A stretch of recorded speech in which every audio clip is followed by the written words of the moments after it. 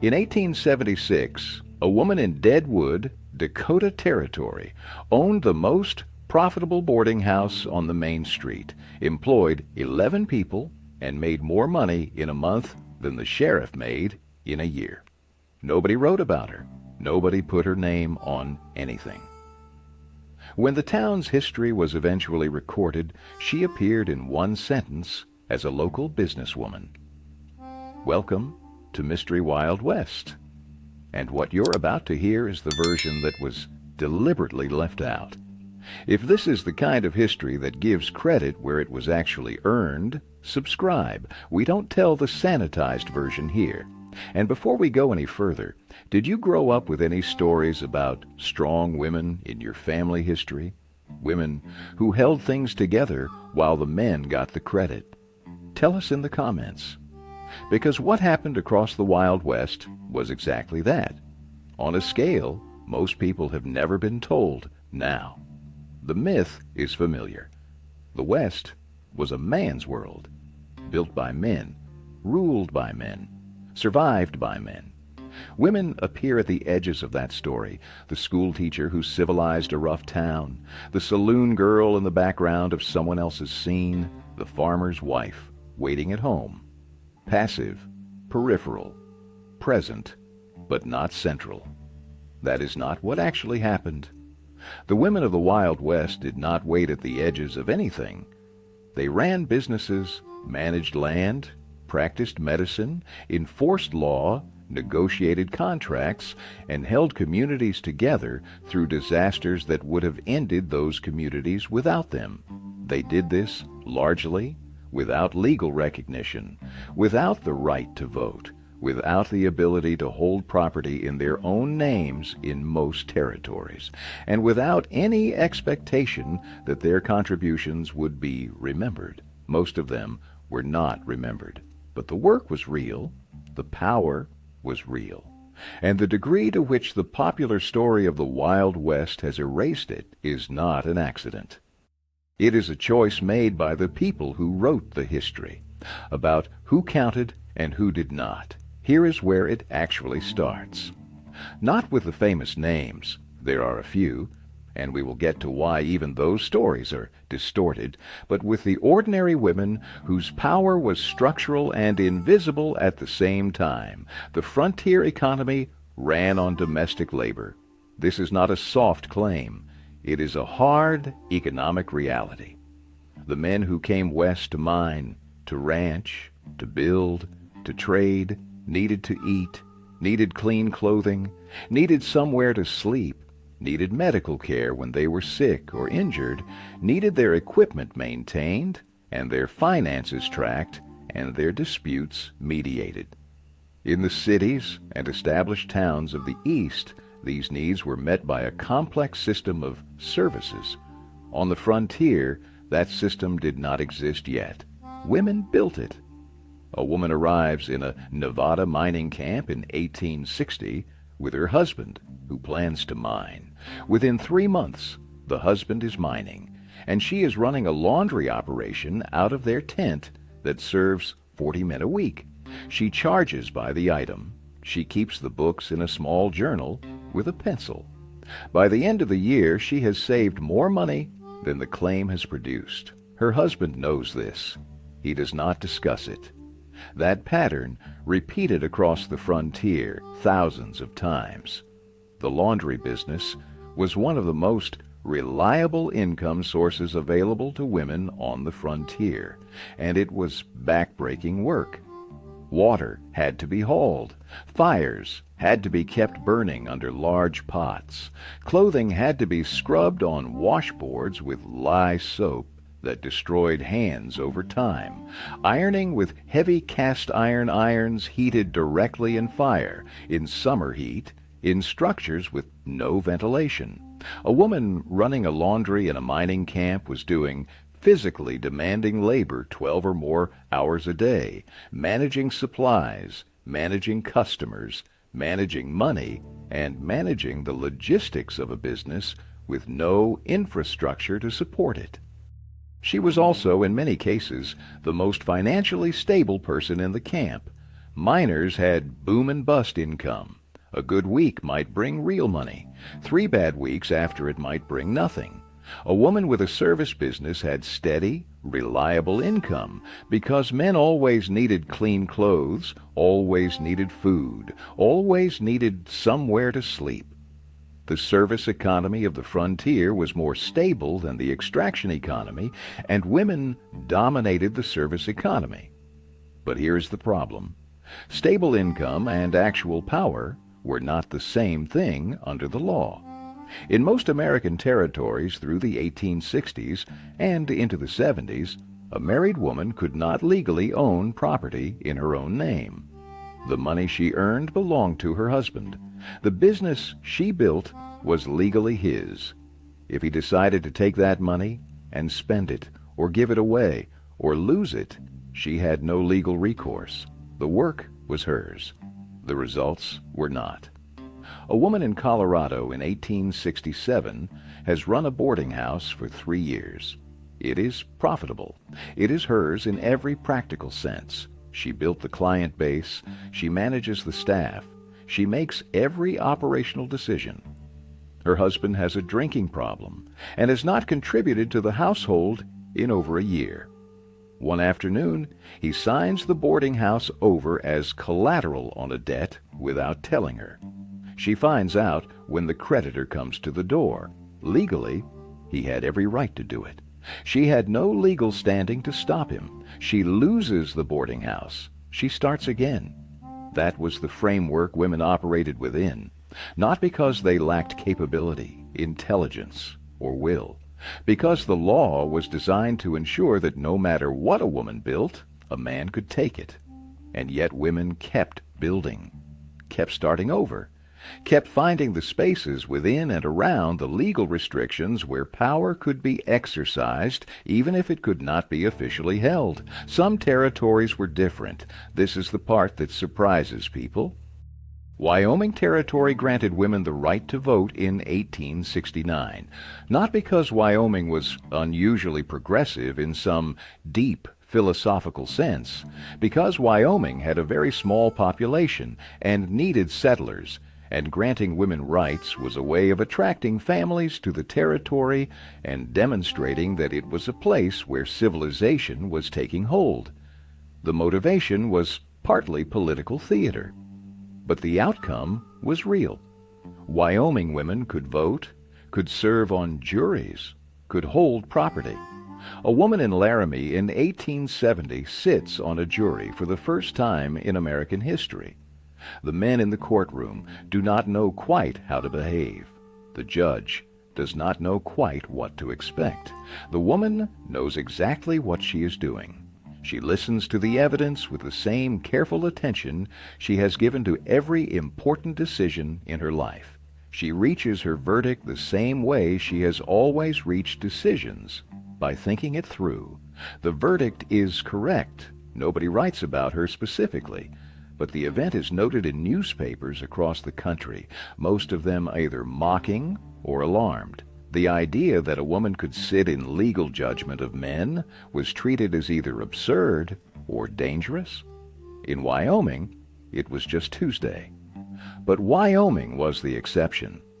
Across most of the West, women operated in a legal framework that denied them formal power while depending entirely on the informal power they exercised every single day. And the informal power was enormous. Think about what a boarding house actually was in a frontier town. It was not just accommodation. It was the central social node of the community. The woman who ran it knew everyone. She knew who had money and who was pretending. She knew who was sick and who was hiding something.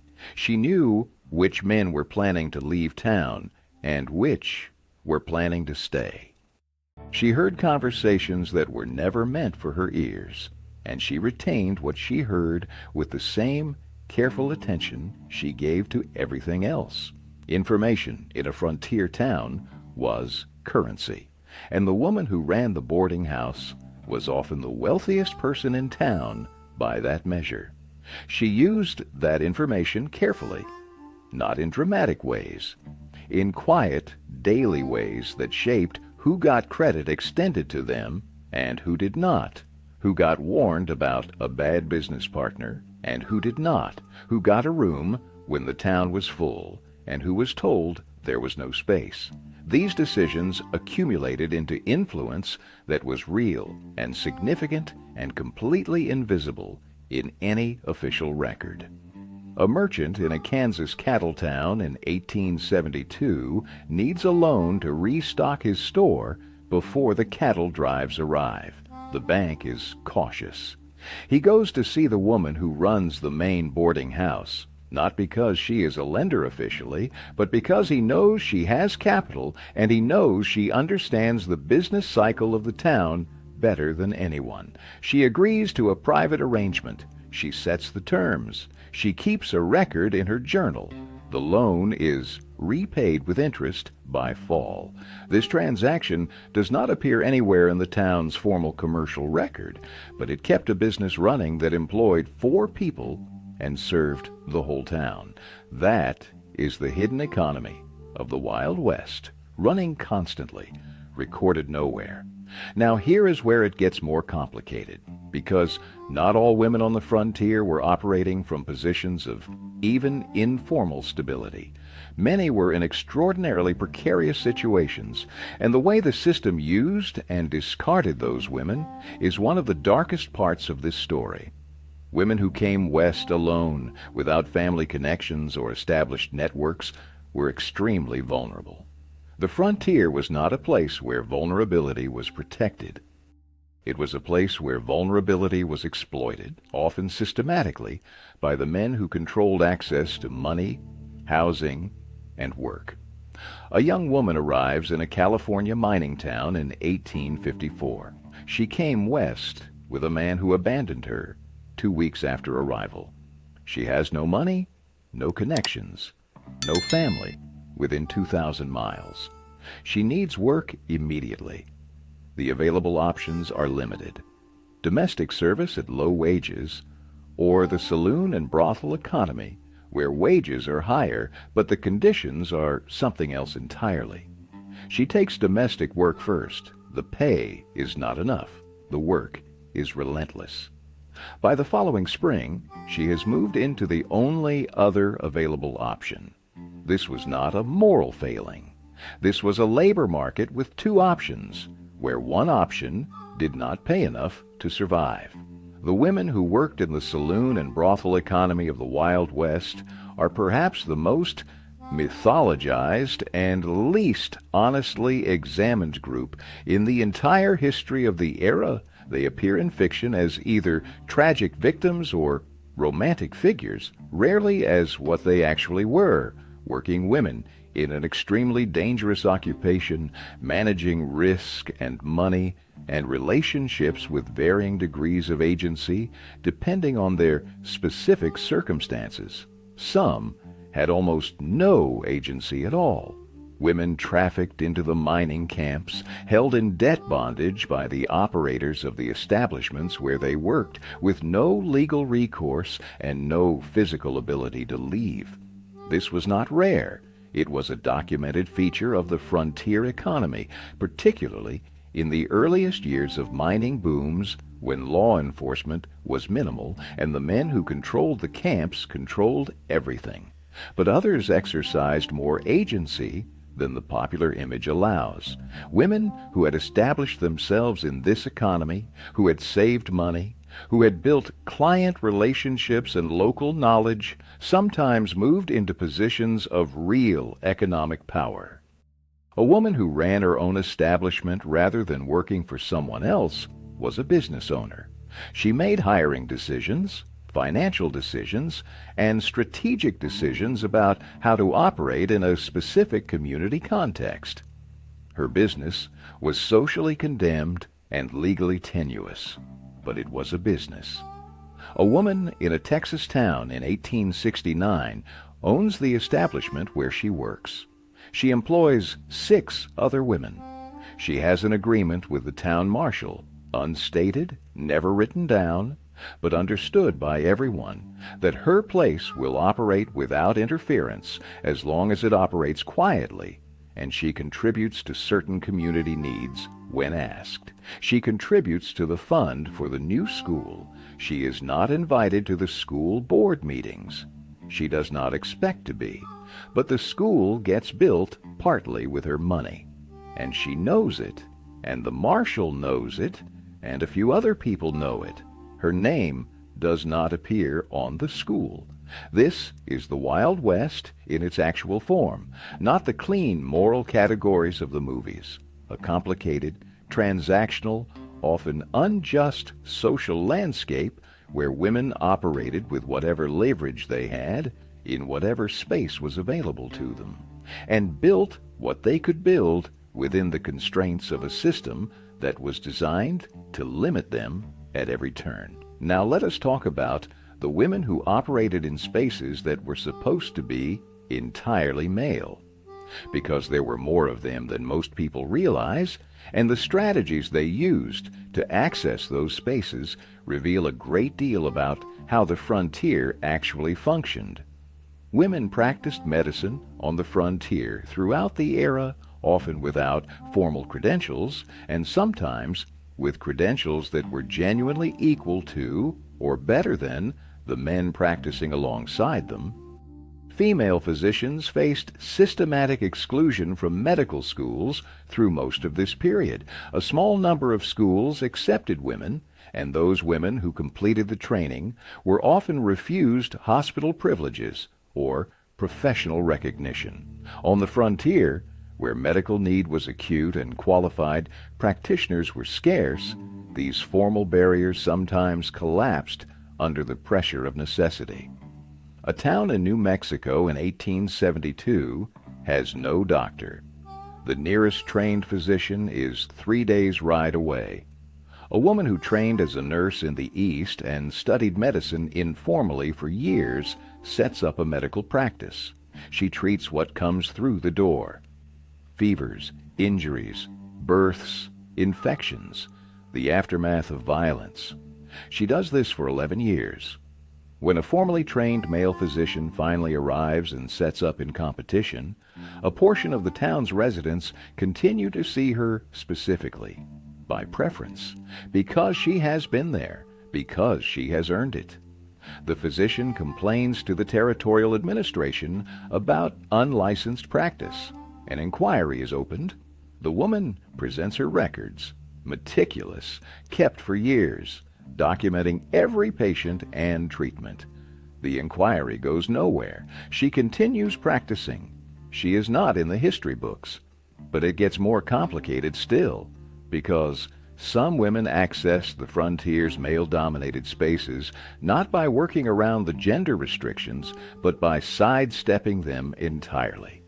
Women who dressed as men and lived as men for periods ranging from months to decades appear in the historical record with enough consistency to suggest the practice was not as unusual as it might seem. The motivations varied. Some were economic. Male wages were higher, and male workers had access to jobs completely closed to women. Some were personal in ways the historical record cannot fully capture because the individuals involved did not leave explanations. Some may have been what we would today recognize as transgender identity, expressed in the only framework the era offered. What is clear is that the frontier, with its social fluidity and its constant influx of strangers, provided more cover for this kind of life than the settled communities of the East. A person arriving in a new mining camp was whoever they said they were, at least initially. There was no central record. There was no institution to check with. A new face with a new name and a reasonable story was simply a new person in town. A figure arrives in a Wyoming camp in 1868 presenting as a man, looking for work as a teamster. The work is hard and physical. The wages are reasonable. Over the following months, bunkmates notice certain things that do not quite fit, but do not say anything directly because the work is done well and the person is quiet and reliable, and the frontier has an unwritten rule about minding your own business. The person works as a teamster for 4 years before moving on to another camp. Whether the truth was ever discovered in that specific place is unknown. The work record shows a reliable worker. Nothing else. That is the frontier's relationship with identity. Pragmatic, indifferent to paperwork, concerned primarily with function. Now, here is the question that cuts through all of this. If women were doing this much, running businesses, practicing medicine, managing finances, holding communities together, why does almost none of it appear in the official history of the Wild West? The answer is not mysterious. It is just uncomfortable. The official history of the Wild West was written primarily by men in the decades immediately following the era for an audience that wanted a specific story. That story was about masculine conquest, about individual men in conflict with nature, with each other, with the vast, indifferent landscape. Women did not fit that narrative in any role except the passive one. So they were written into the passive role, or written out entirely, and the active, powerful, consequential things they actually did were either ignored or attributed to the men around them. A newspaper in a Kansas cattle town in 1875 publishes a feature on the town's most successful businesses. The boarding house, which is run entirely by a woman and turns a profit that dwarfs most other operations in town, is described in the article as being managed by a woman who assists her husband in the operation. Her husband has not set foot in the boarding house in 2 years. He is working a ranch 40 miles away. The article does not mention this discrepancy because the article is not interested in accuracy. It is interested in fitting the town's story into the expected shape. The woman reads the article. She says nothing about it. She has more important things to do. And this is where things change, because toward the end of the frontier era, as territories became states and legal frameworks solidified, the informal power that women had exercised for decades began to be systematically removed rather than formalized. The legal gray areas that had allowed women to operate businesses, hold land informally, and exercise community influence began to close as the rule of law tightened, and the rule of law was written by men who had specific ideas about women's proper role. A woman who has run a successful ranch in Texas for 7 years following her husband's death in 1878 faces a legal challenge from a male relative of her husband who claims the property belongs to him under inheritance law. The woman has worked this land. She has maintained it, improved it, hired and managed workers, and kept it profitable. None of this is legally relevant. What is legally relevant is the inheritance statute, which in this territory gives priority to male relatives of the deceased husband. She loses the land. She had built something real. The law unmade it. That outcome was not unusual.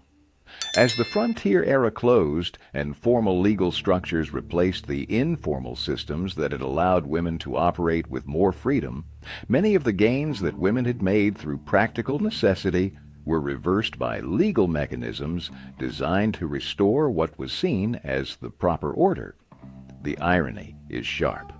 The very chaos and lawlessness of the frontier that is usually described as its defining problem was also the condition that allowed women to exercise power.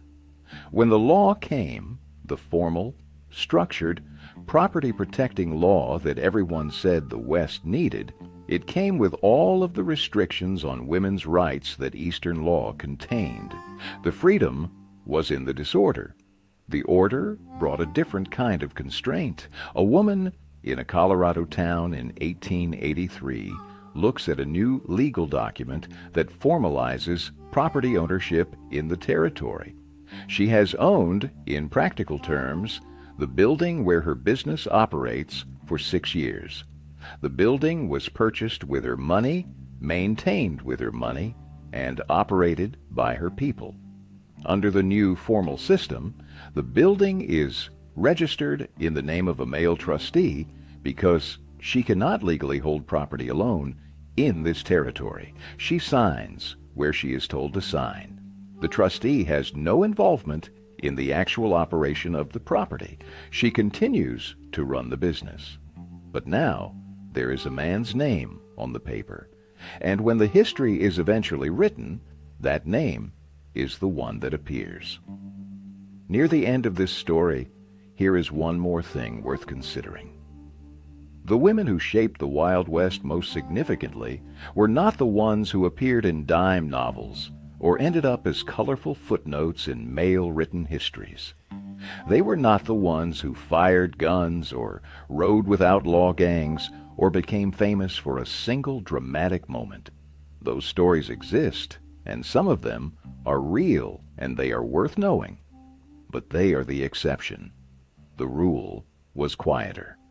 A woman keeping a boarding house's accounts in a small journal by candlelight at 10 at night after the guests are settled and the kitchen is cleaned and the work of the day is done. A woman extending informal credit to a merchant who needed it when the bank would not. A woman delivering a baby in a sod house in a blizzard because she was the only one there who knew what to do. A woman managing a ranch through a drought year that would have broken anyone without her specific combination of knowledge, stubbornness, and refusal to accept the math of disaster. These women did not think of themselves as making history. They thought of themselves as doing what needed doing. That is, in the end, exactly what they did. And now you know who actually kept the Wild West running. The names are mostly gone. The work remains.